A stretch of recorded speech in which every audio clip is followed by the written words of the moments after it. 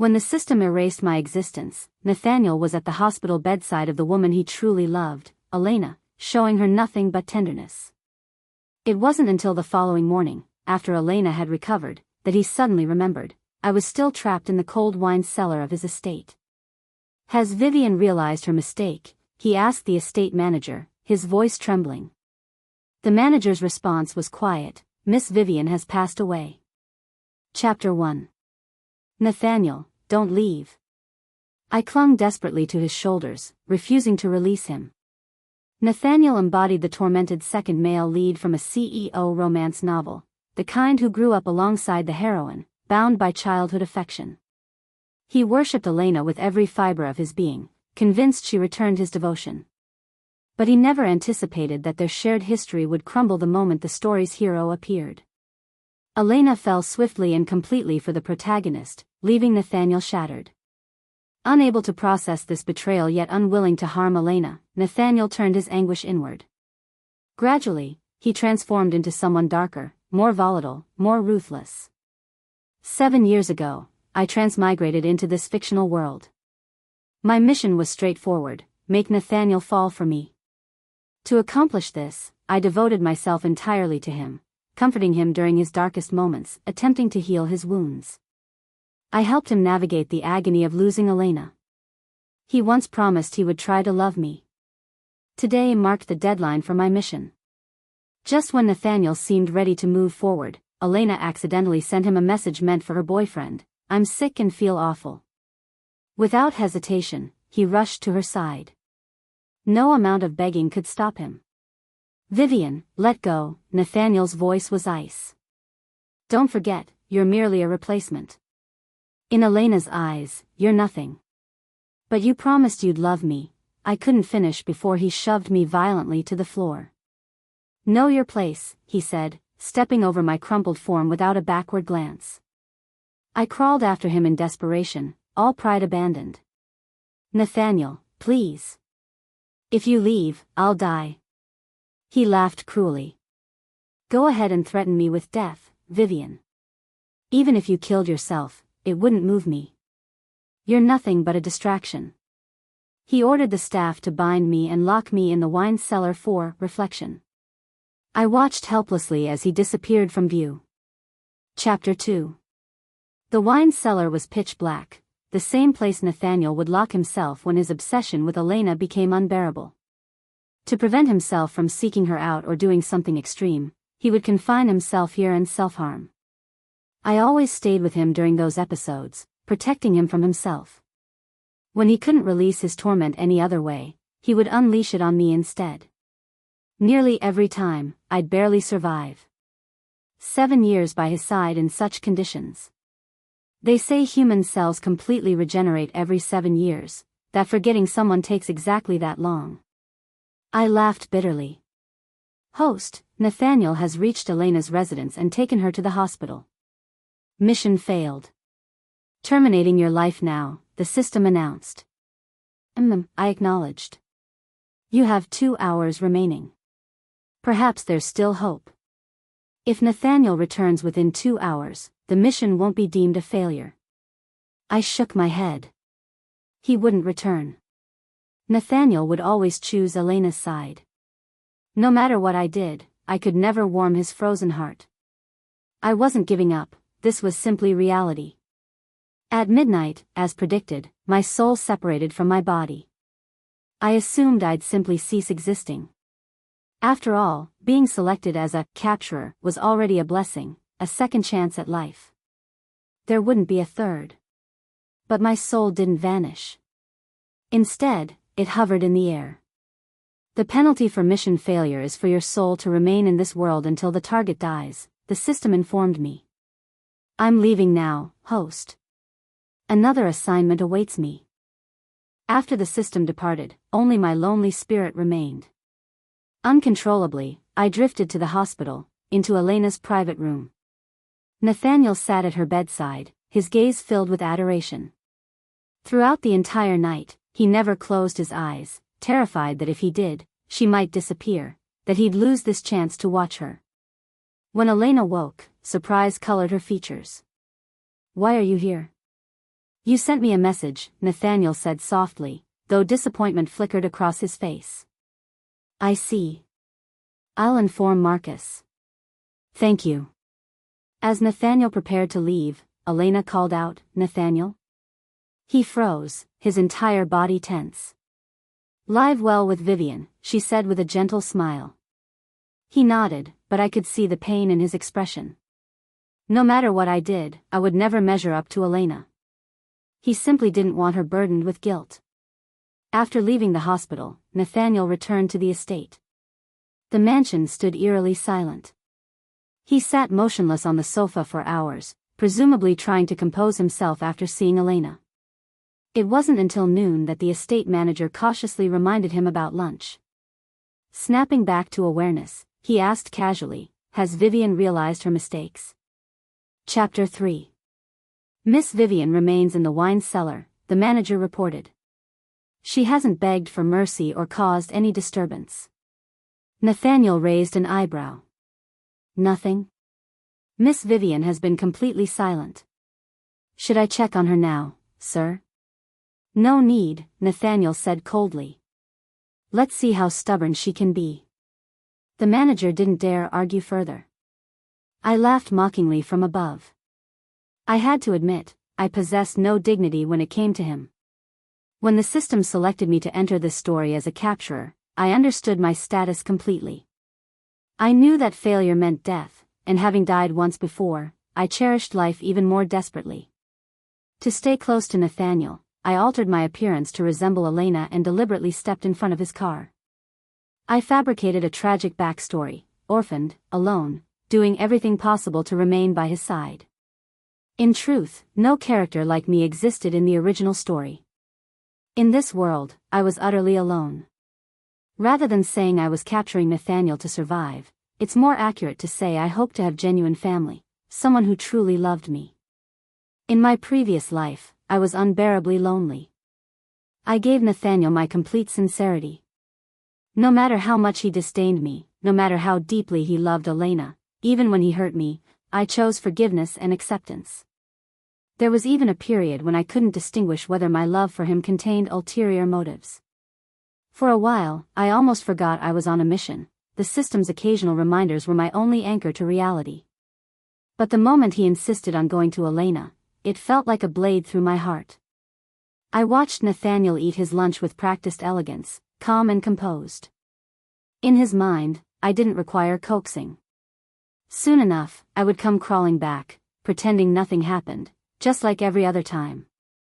I suddenly remembered 6 months ago when both Elena and I fell from a yacht into the ocean.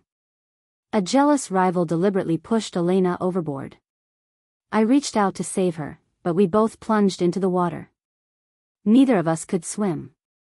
When the hero and Nathaniel noticed, they both dove in immediately, swimming directly toward Elena without hesitation. I watched them move farther and farther away from me in the water. In that moment, I thought I would die. Fortunately, a lifeguard rescued me. But I remained unconscious for days afterward. When I finally woke, I saw guilt in Nathaniel's eyes for the first time. Though he said nothing, neither did I voice any reproach. He treated me better for a considerable time after that incident. If not for Elena's accidental message, perhaps we would have grown closer and closer. A faint regret stirred in my heart. I suddenly wondered what expression Nathaniel would have when he discovered my lifeless body. Probably just indifference. Chapter 4. The night at the estate was unusually still. In his study, Nathaniel habitually worked through the evening hours. After losing Elena, he'd thrown himself into his career, achieving remarkable success, surpassing even the story's hero. As he typed, his hands suddenly stopped. He stood and walked to the French windows. Outside was pitch darkness, yet he stared for a long time. Eventually, Nathaniel took out a cigarette and lit it. Having spent so much time by his side, focused entirely on him, I could perceive his emotions through his smallest actions and subtlest expressions.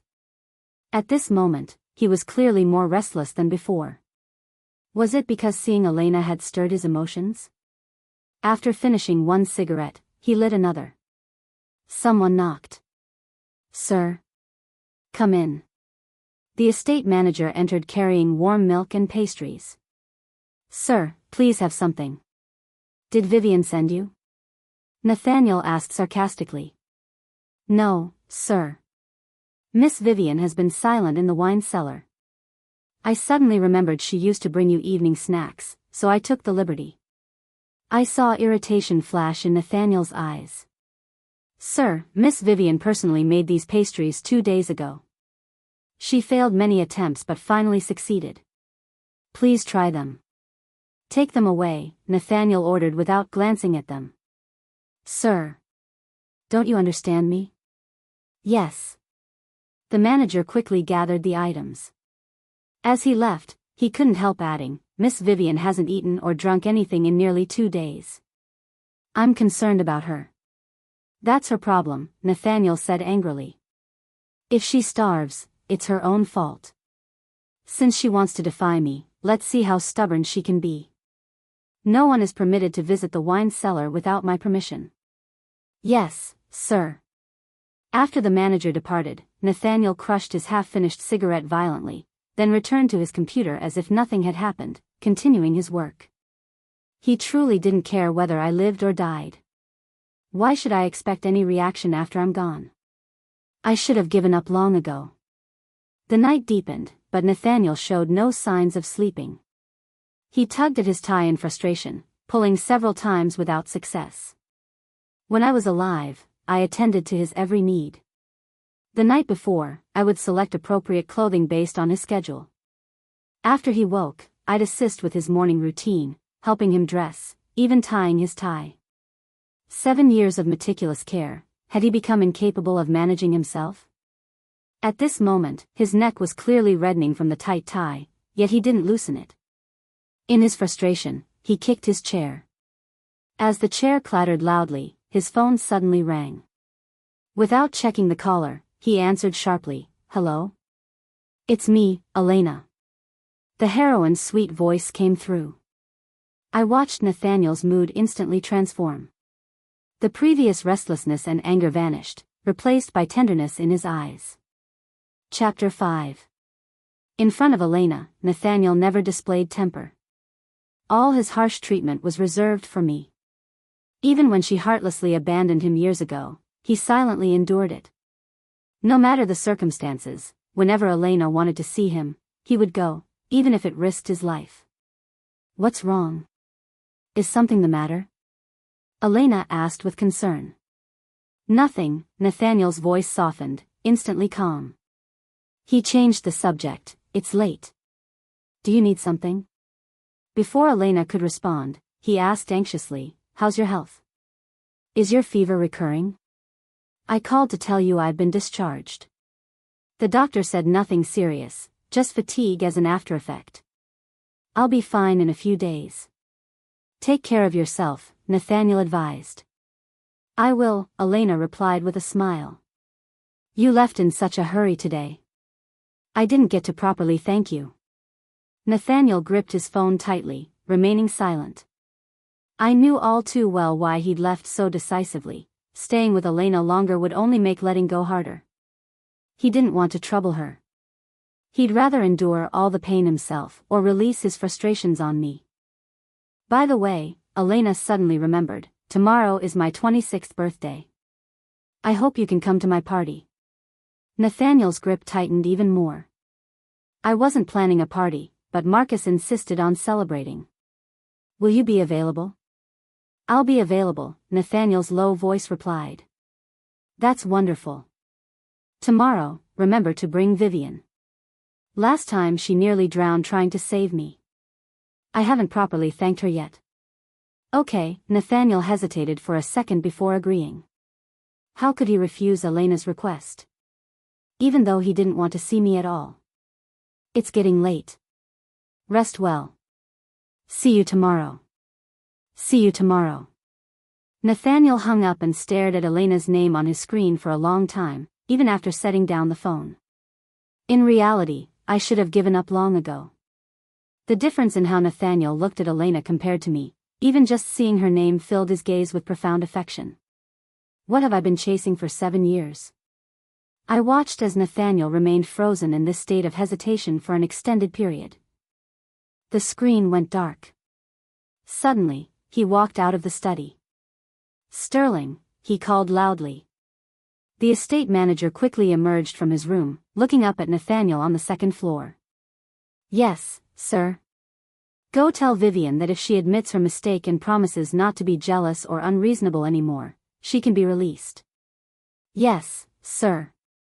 I laughed from above, my laughter tinged with irony. "Nathaniel, I can't make you any promises anymore. After you've hurt me, I can't pretend everything is fine and try to please you. Now all that remains of me is a cold, lifeless body." Chapter 6. Nathaniel returned to the study. Most likely, Elena's call had calmed him. He casually moved his mouse, and his mood seemed noticeably improved. A moment later, the manager knocked and entered. I saw panic, even fear, in his eyes. He must have discovered I was dead. "Sir." The manager hesitated. He probably didn't know how to deliver the news. "Is Vivian behaving?" Nathaniel asked casually. What is she? Is she still throwing a tantrum?" Nathaniel's eyes filled with mockery. "Tell Vivian that if she continues like this, not knowing when to stop, even if she starves to death in the wine cellar, I won't care." The manager trembled. "But, sir. Miss Vivian, she's truly dead." I saw a flash of panic in Nathaniel's eyes, just a moment. Immediately afterward, all I saw was disgust. What trick is Vivian playing now? Does she think pretending to be dead will win my sympathy? Make me soften toward her? "Sir, Miss Vivian truly died. I just went to the wine cellar and found her. Her body was cold and rigid." Nathaniel stared at the manager intently. The manager earnestly repeated, "Miss Vivian really, truly died." "That's impossible," Nathaniel flatly denied. "It's true." Nathaniel rose from his chair and strode out of the study. The manager hurried after him. He swiftly made his way to the wine cellar. The cellar was dimly lit.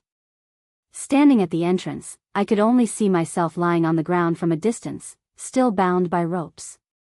After I died, I was forced to remain by Nathaniel's side. This was the first time I'd seen myself after death. From here, I couldn't see clearly. It looked as if I were merely sleeping. "Vivian, stop pretending." Nathaniel's voice remained icy. "I'll count to 3. Get up on your own, and I can overlook what happened yesterday." I couldn't help but laugh. Even now, he thought I was deceiving him. He still believed that if he extended his hand, would obediently return to his side like a faithful dog. 1, 2. Nathaniel's voice grew heavier, filled with anger. I remained motionless. "Vivian, don't push it." Nathaniel gritted his teeth. 3. How could my body react? Nathaniel's eyes turned red. Was it anger because I resisted him for the first time? "Sir, Miss Vivian truly. Go tell her that if she doesn't come out tonight, she shouldn't bother coming out at all." Nathaniel threw out those words and turned to leave. Such cold-heartedness. He didn't even spare a glance, didn't bother to confirm if I was actually dead. My spirit followed as Nathaniel drifted away. I watched him return to the bedroom. The tie that wouldn't come undone earlier was quickly removed with a few movements, then thrown heavily to the ground. He walked into the bathroom to freshen up. His shower was brief. Afterward, he habitually called out, "Towel." After waiting several seconds with no response, he directly took it from the rack, roughly drying his body. Then he changed into pajamas and lay in bed. He turned off the light, closed his eyes, and fell asleep. Soon, the sound of even breathing filled the room. Whether I lived or died truly had no effect on him. The next morning, Nathaniel's alarm rang. No one pressed snooze for him, showing concern about how exhausted he was from work, letting him sleep another 10 minutes. The alarm kept ringing. "Vivian, are you dead?" In his sleep, Nathaniel shouted angrily. "Yes, I'm dead." Dead to the core. The alarm continued. Finally, Nathaniel couldn't stand it anymore. He sat up, grabbed his phone, and forcefully turned off the alarm. He turned his head to look at where I once slept. That impulse to explode, what met his gaze was an empty bed. The words on the tip of his tongue choked back. His throat moved slightly, but he didn't dwell on it long. He simply threw off the covers and got out of bed. Chapter 7. After a quick wash in the bathroom, Nathaniel walked into his dressing room. He spent a long time selecting clothes, trying one outfit after another. Today he was attending Elena's birthday party, so he wanted to dress nicely. Nathaniel wasn't conventionally handsome. He habitually wore wire-rimmed glasses, and his cold demeanor and dark personality created an image of restrained elegance, quite captivating. He dressed in a black suit, standing straight before the full-length mirror for a long time, still unsatisfied. I watched as he unbuttoned and rebuttoned the first button repeatedly.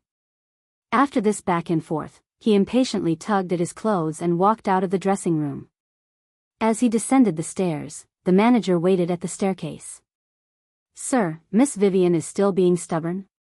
"HM. Not that, leave her alone. If she wants to die, let her." Nathaniel walked straight toward the dining table, not giving the manager a chance to speak. The manager sighed reluctantly. He followed behind Nathaniel, maintaining silence. After breakfast, Nathaniel left the estate. My spirit continued following him. He first went to the company, dealing with numerous work matters, staying constantly busy. It wasn't until Elena called that he seemed to snap back. "Nathaniel, haven't you arrived yet?" Elena asked. At that moment, it seemed like he suddenly remembered he was supposed to attend her birthday party. He'd never forgotten anything related to Elena before. Now he must be filled with self-reproach. I watched as he quickly responded, "I'll be there soon." "All right, we'll be waiting for you." After hanging up, Nathaniel swiftly drove to Elena's party. He was truly speeding the entire way. Even my spirit felt somewhat afraid of crashing. Upon reaching the destination, the birthday celebration was lively. As soon as Elena saw Nathaniel, she quickly walked over holding the hero's hand. "Nathaniel, you finally came. I apologize for being late." Nathaniel said, "This is your birthday gift." The birthday gift had been in Nathaniel's car all along, something I had prepared. Every year he gave Elena a gift, and I'd gotten used to helping him select one in advance. Elena took the gift, delighted, and quickly opened it. Inside was a dazzling crown adorned with sapphires. Nathaniel had won those sapphires at auction. Elena had casually mentioned she liked them. I kept it in mind, then found the finest jewelry craftsman to create this crown. Since Elena was about to marry, I thought that since Nathaniel couldn't give her a wedding, she could wear the crown he gave her when she got married. Consider it a small consolation for his deep regrets. Elena exclaimed with pleasant surprise, "Nathaniel, I love it. Do you know Marcus and I have been looking at wedding crowns these past few days, but none were to my liking? The one you gave me is truly beautiful. Thank you. You always know what I love." I saw indescribable emotion flicker in Nathaniel's eyes. I couldn't quite identify it, but I heard him suddenly murmur, "It was prepared by Vivian." Well then, I must thank Vivian properly. By the way, where is she? Why didn't she come with you? Elena asked in surprise. She. Nathaniel suddenly fell silent. A long time passed without a word. What's wrong? Did you two have a fight? Elena expressed concern. Vivian would never be angry with you. Did you do something that hurt her? Rarely, Nathaniel didn't argue and remained silent. Nathaniel, Vivian is truly the best person to you in this world. You will regret losing her for the rest of your life, Elena said, somewhat emotional. Chapter 8. Elena wasn't malicious, in fact, quite kind. Because she felt indebted to Nathaniel, she cared about me as well. She'd always wanted to match-make us. I'd never seen a woman love a man to this extent, to the point of knowing everything about her love rival's preferences. Just how much does Vivian have to love you? Elena said, somewhat angry, probably expressing indignation on my behalf, to tolerate your feelings for another woman? To tolerate your endless kindness toward another woman? To even help you be good to her? Indeed, just how much tolerance is required? I didn't know either.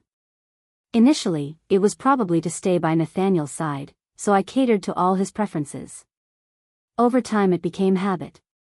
After a while, it was as if I loved him blindly giving everything for him, blindly doing everything to make him happy.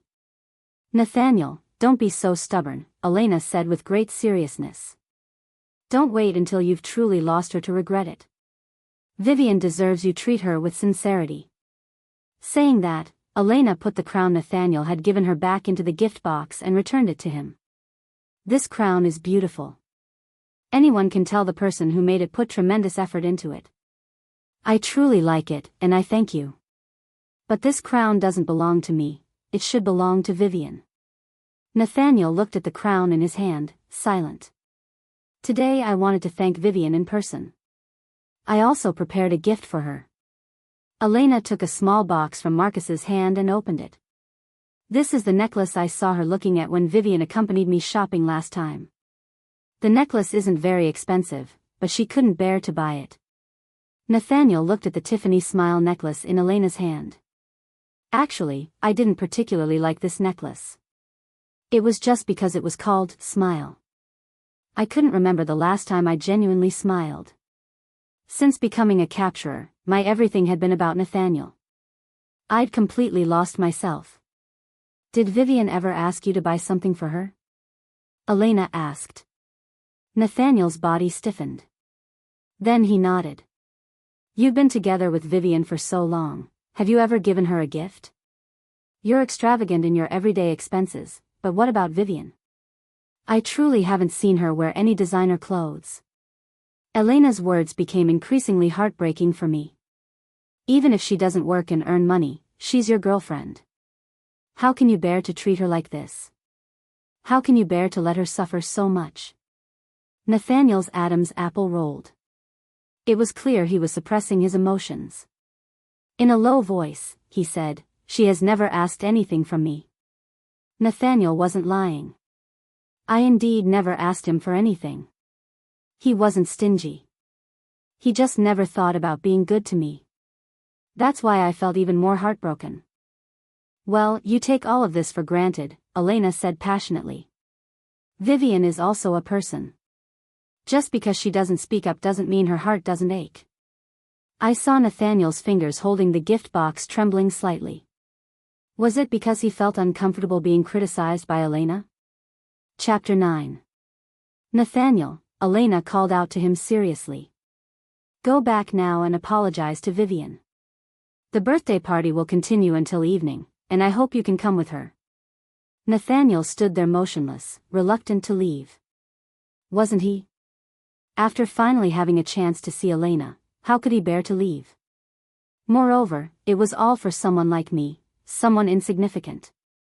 I watched him hesitate for a long time. Nathaniel. Elena became somewhat angry, truly frustrated. Fine, Nathaniel agreed. He was afraid of upsetting Elena, so he never refused her requests, even if he was unwilling deep down. I followed Nathaniel as he left the birthday party. He returned to his car, sat in the driver's seat, and didn't start the engine for a long time. That's how reluctant he was, right? I thought he would just give up, go back, then find some excuse to return to Elena's party later. But he started the car and drove home. He drove very slowly on the return journey, a stark contrast to the way here. Just like his current mood. After a while, Nathaniel arrived at the estate. As soon as he entered, he saw several people carrying a coffin inside. What's going on? Nathaniel roared angrily. The estate manager hurriedly emerged. Sir, it's Miss Vivian's body. Are you addicted to acting? Nathaniel scolded angrily. The manager dared not speak. He probably didn't expect Nathaniel to return so early. According to past practice, going to see Elena would take at least a full day. Where is Vivian? Nathaniel asked. She's still in the wine cellar. Nathaniel walked directly toward the cellar. This time, he didn't stand at the doorway but went straight to my body. The ropes on me were gone, presumably the manager had untied them. After all, I was already dead. What use were ropes? I saw Nathaniel standing above my body, looking at my pale face and stiff form. Vivian, he called me, his voice still cold. I'll say it again, get up on your own, and I won't blame you. I laughed. Did he really think I could play dead? Or perhaps he casually threatened me, and even if I died, I had to get up and please him? Vivian. Nathaniel's voice was loud, echoing in the cellar. The manager couldn't help but speak. Sir, Miss Vivian is truly dead.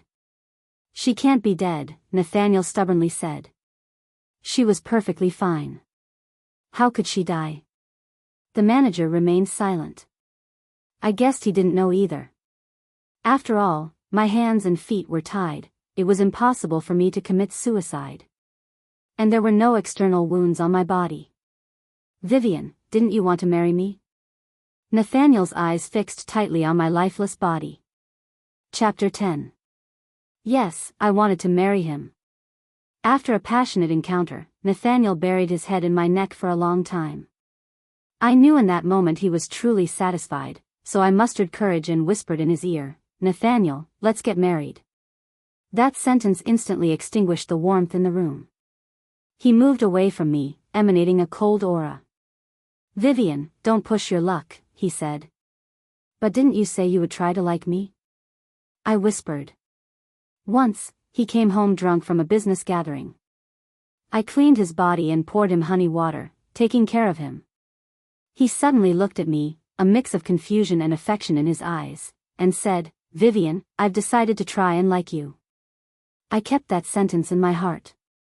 I thought perhaps I could finally see light through the darkness. But at this moment, he coldly told me, I don't like you at all now. My heart ached as if someone had twisted it, making it difficult to breathe. After that incident, Nathaniel became indifferent toward me for a long time. I never dared overstep my boundaries again, never dared say such words. Now Nathaniel continued, Vivian, congratulations. You succeeded. I've decided to marry you. I couldn't help but laugh. I was already dead, and he said he wanted to marry me. At this moment, I truly felt no emotional fluctuations.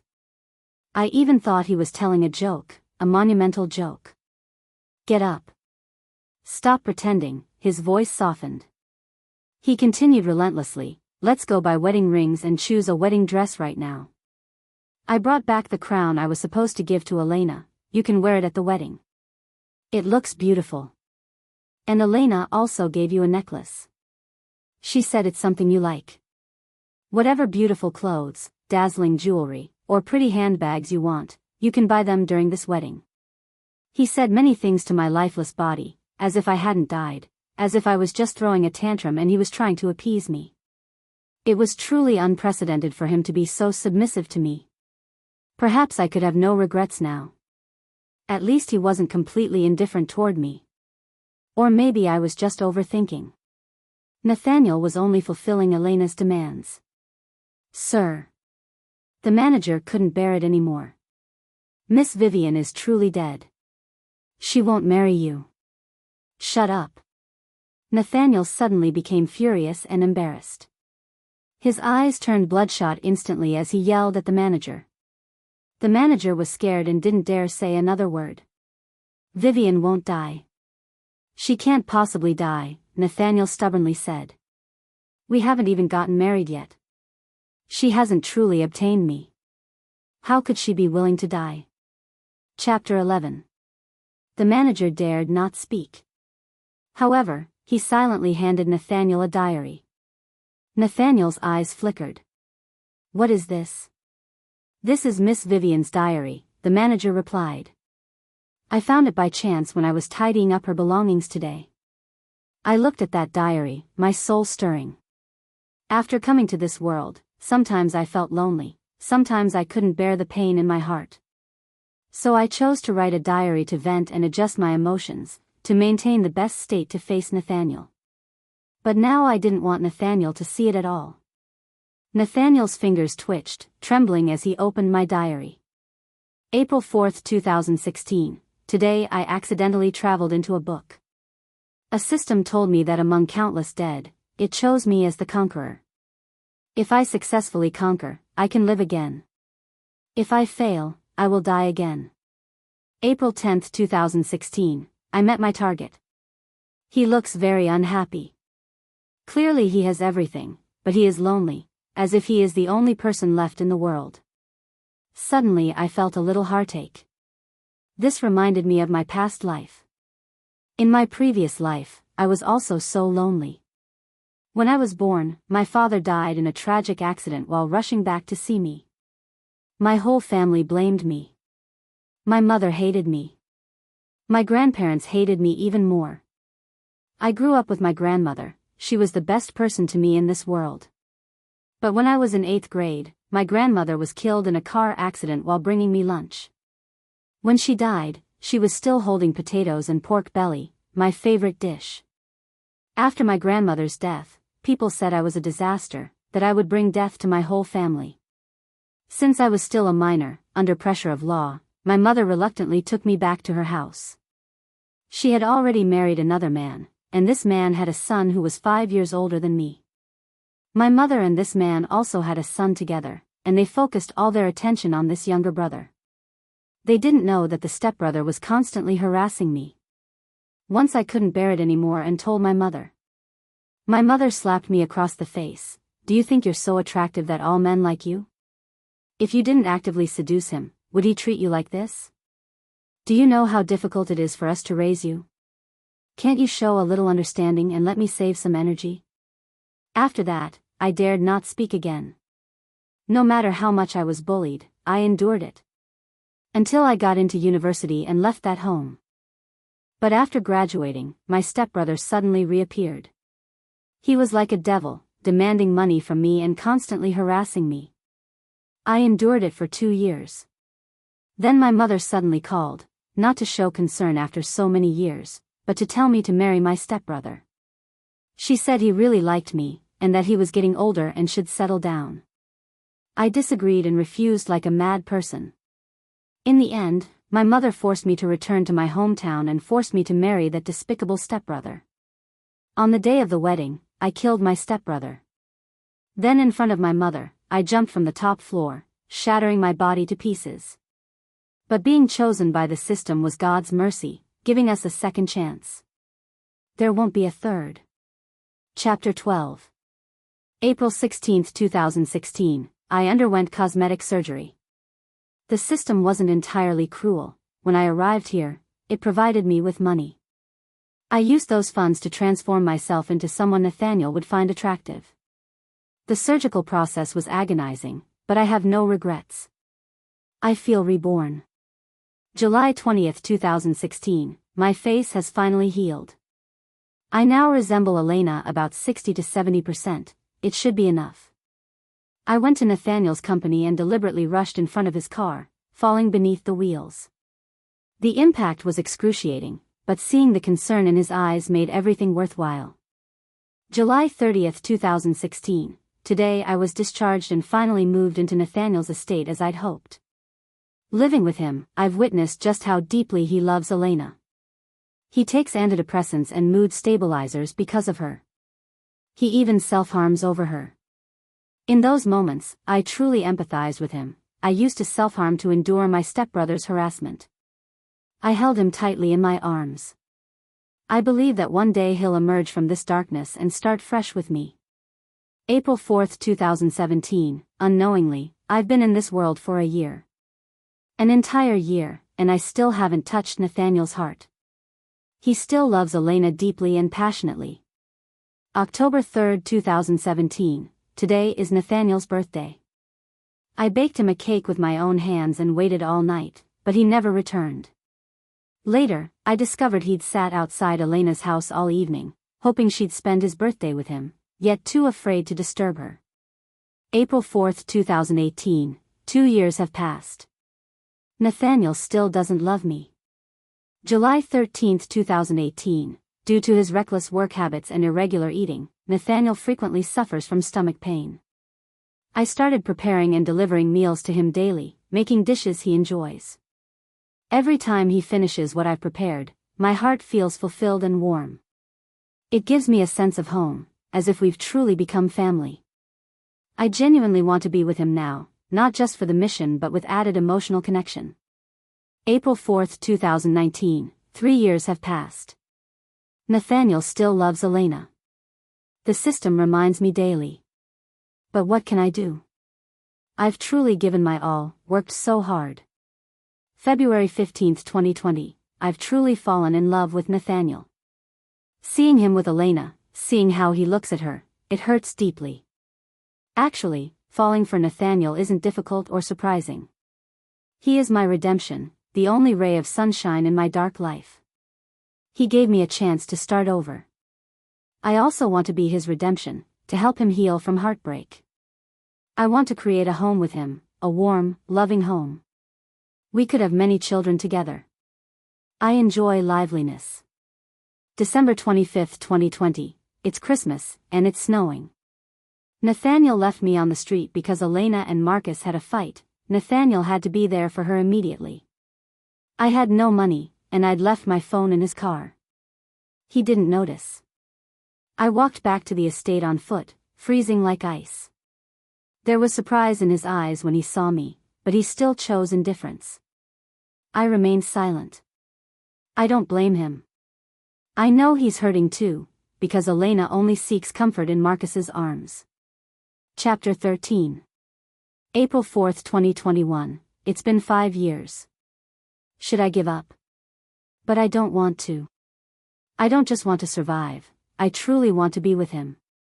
April 4, 2022, I haven't written in my diary for a whole year. I suppose there's nothing worth recording. After 6 years, I still haven't won Nathaniel over.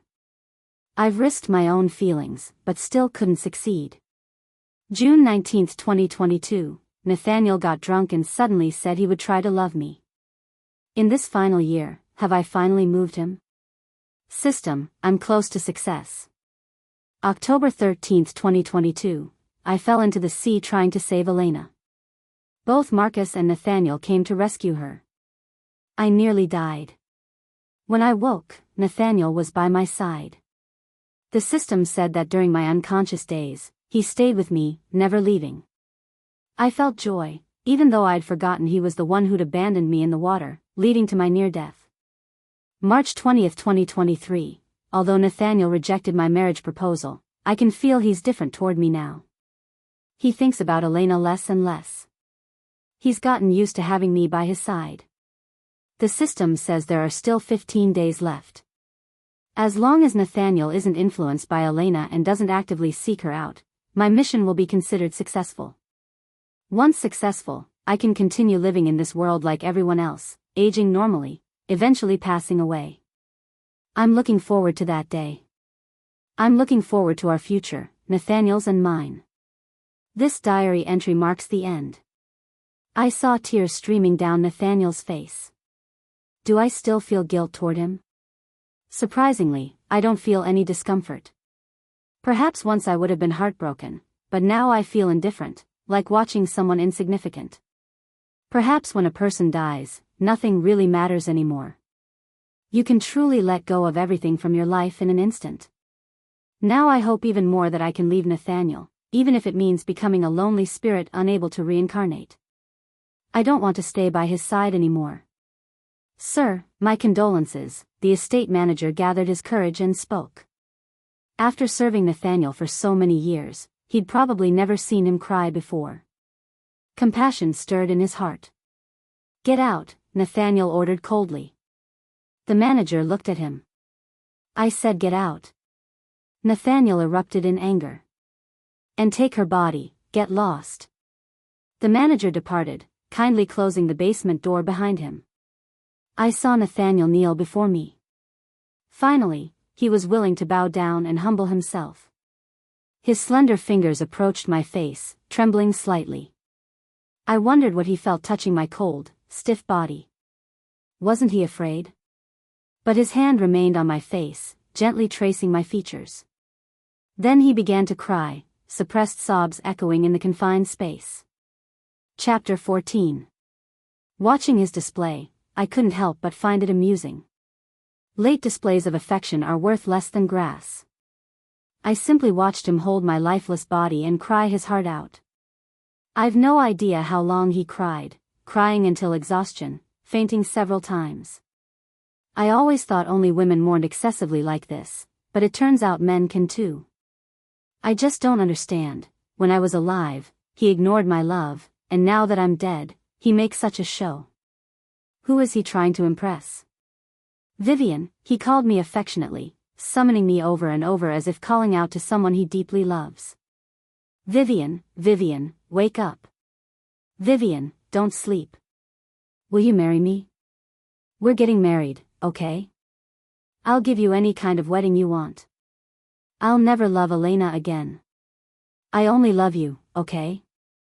Vivian, don't leave me. Don't leave me alone. How can I live without you?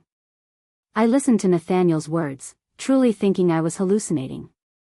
I know he'll feel guilty, even if it were just a pet dog. After so many years of bonding, there would still be sadness after its death.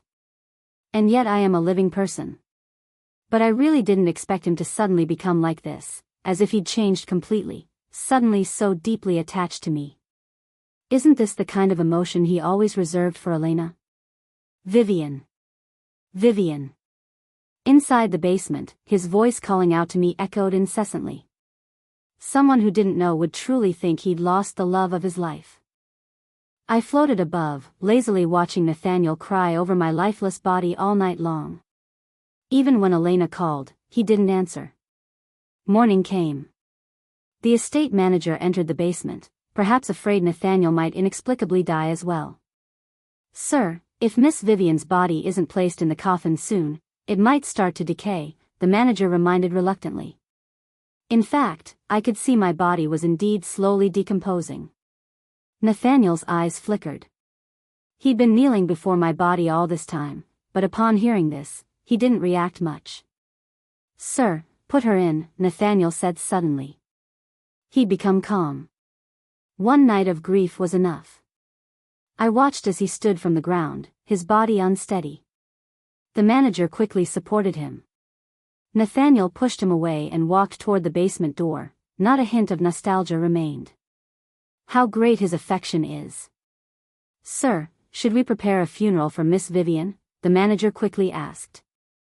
No need. Then should we cremate her directly? No need. Nathaniel's voice grew louder. Then what should we do? The manager was at a loss.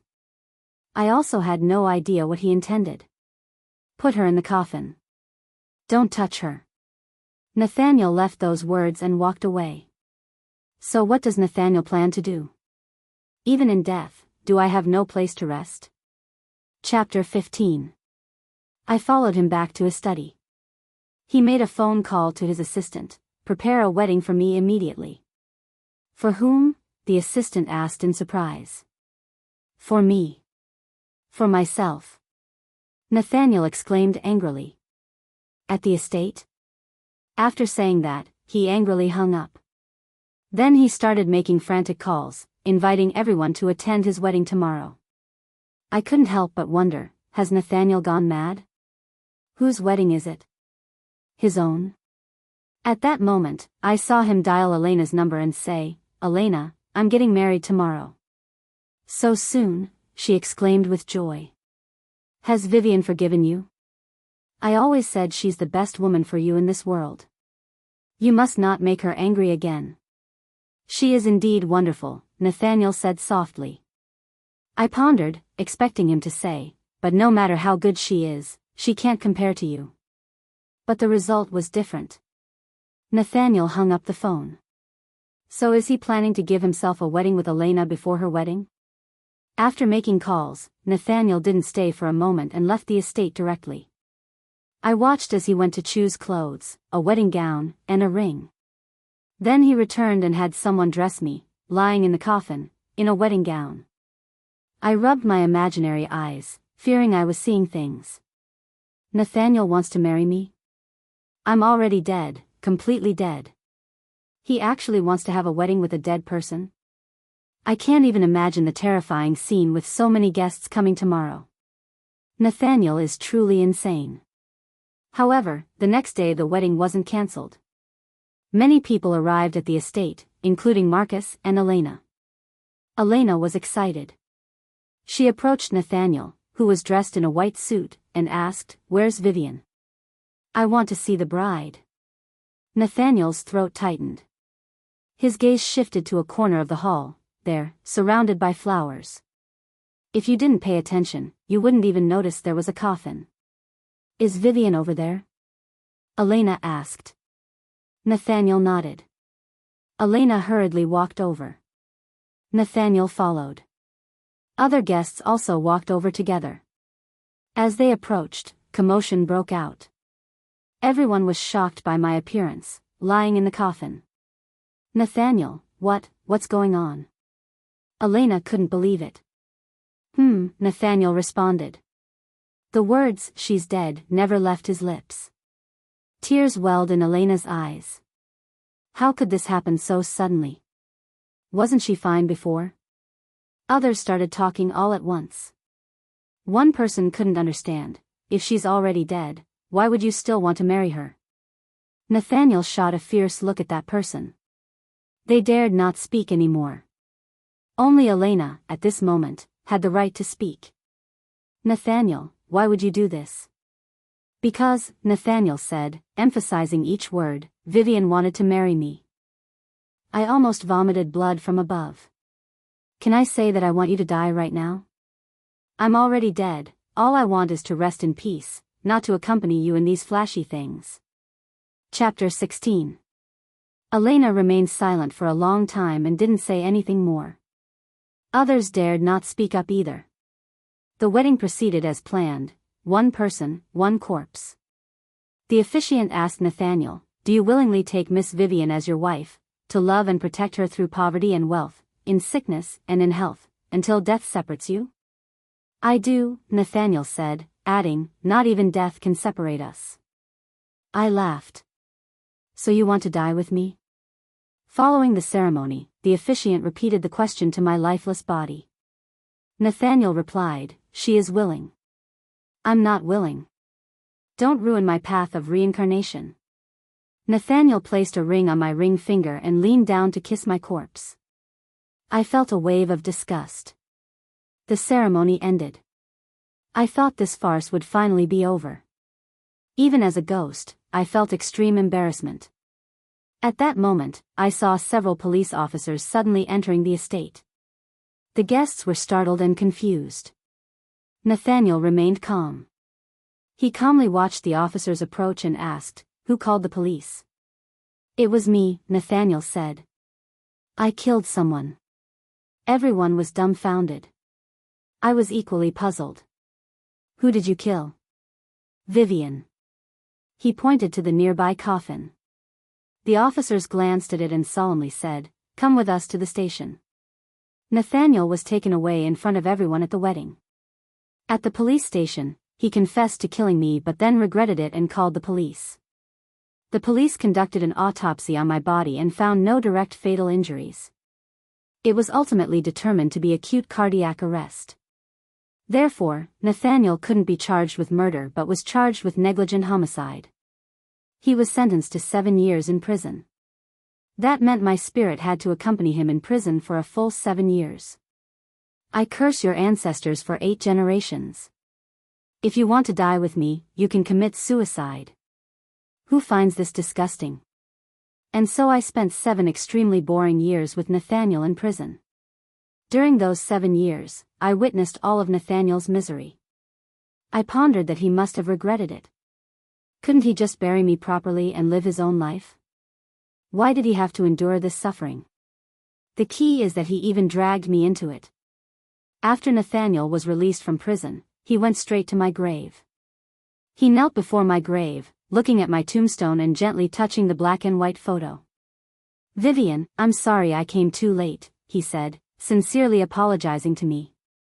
I thought I would be shocked on the spot. Nathaniel paused, choking up. It's okay. I'm here with you now, and I will never leave you again.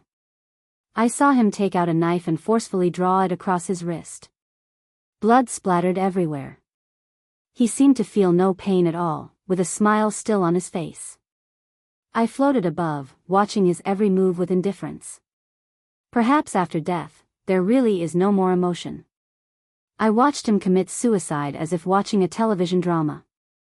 The only annoyance was that he didn't die farther away, he dirted my grave. But fortunately, the system said that once the person being pursued dies, my soul can finally find peace. So now that Nathaniel is dead, can I finally go through the normal cycle of reincarnation? I eagerly anticipated this. Seeing Nathaniel fall to the ground and take his last breath, at that moment my soul was sucked into something like a black hole. I heard the familiar voice of the system in my ears. Congratulations, you can finally go through the normal cycle of reincarnation. See you next time. See you next time? What does that mean? Will there be another time? I just want to forget the past, start anew, and live a clean life. Epilogue, Nathaniel's story. I committed suicide in front of Vivian's grave. I cut my wrist and ended my life. I watched as fresh blood splattered everywhere from my wrist. I laughed. Finally, I can go and be with her. It wasn't until she died that I realized how horribly wrong I'd been in this lifetime. I didn't know I had already loved her so deeply, unknowingly. She wrote in her diary that I was her redemption, that she saw me as the only ray of sunshine in her life. Yet I still managed to kill her, all for Elena. That's what I deserve.